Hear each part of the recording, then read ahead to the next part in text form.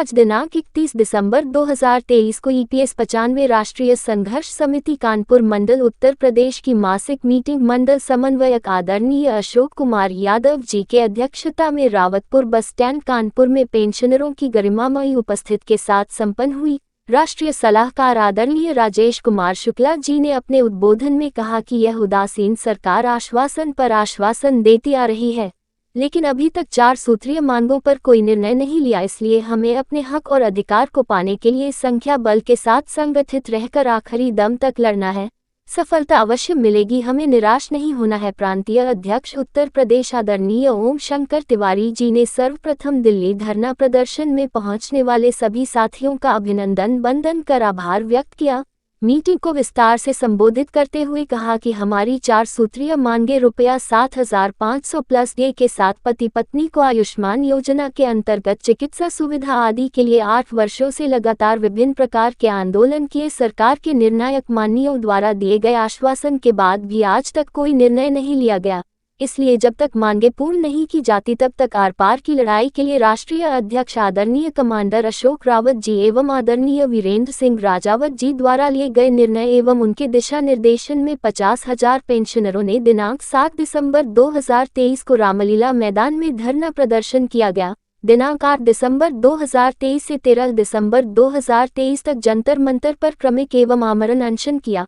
कई सांसदों ने आकर आंदोलन का समर्थन किया और सरकार तक बात पहुंचाने का आश्वासन दिया। पुलिस द्वारा अनशन पर बैठे लोगों के साथ अभद्रता करते हुए बलपूर्वक बस में बैठाकर दूर छोड़ा, जिसकी घोर निंदा की गई। हेमा मालिनी एवं श्रम मंत्री से वार्ता होने के पश्चात अनशन स्थगित किया गया। अशोक रावत जी द्वारा 31 दिसंबर 2023 तक मांगे पूर्ण करने का समय दिया। यदि मांगे शीघ्र पूरी नहीं की जाती है तो आगे आंदोलन के लिए निर्णय लिया जाएगा।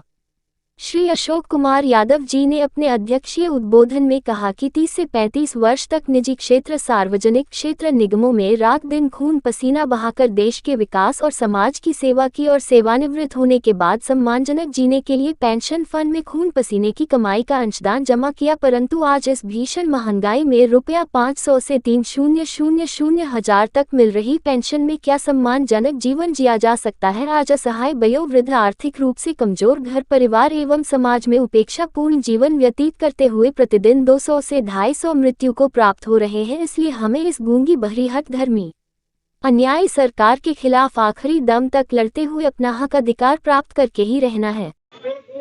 मैं ओम शंकर तिवारी, उत्तर प्रदेश अध्यक्ष राष्ट्रीय संघर्ष समिति। आप किस तरह का धरना दे रहे हैं आप लोग? मैं बराबर 7 वर्ष से संघर्ष रत हूँ। मैंने इस दरमियान दिल्ली से लेकर के जिला स्तर तक तमाम आंदोलन किए। दिल्ली में कोई भी आंदोलन नहीं छोड़ा जो हमने किया न हो। अभी 7 दिसंबर को हमने दिल्ली में महारैली की।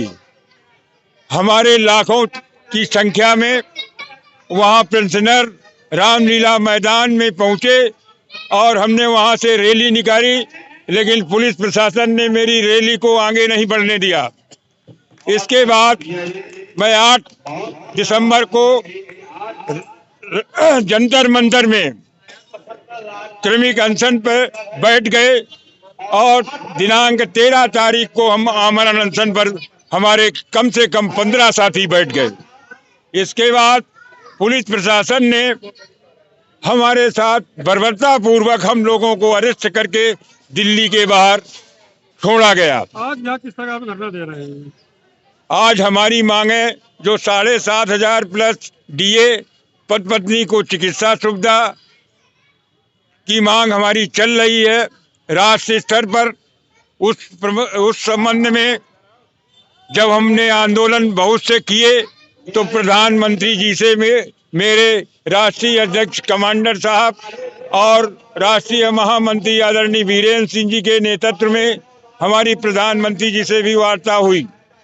वार्ता में हमारी मांगों को लेकर प्रधानमंत्री ने पूरा आश्वासन दिया कि हम जल्द से जल्द आपकी ये न्यायोचित मांगे जो है मैं पूरा करूंगा। हम मोदी जी की जो गारंटी की व्यवस्था चल रही है कि जो मोदी जी कहते हैं वो करते हैं, लेकिन आज तक 2 वर्ष हो गए हमारी मांगों को इन्होंने पूरा नहीं किया।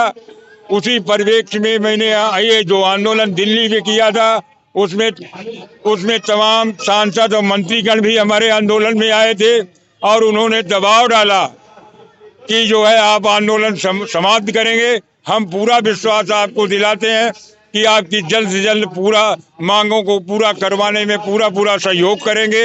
इसी परिप्रेक्ष्य में हमारी श्रम मंत्री जी से भी जो है वार्ता हुई। श्रम मंत्री जी ने भी पूरा विश्वास के साथ कहा कि आपकी न्यायिक मांगों को हम जल्द पूरा करवाएंगे, लेकिन अब आगे आप आंदोलन न करें।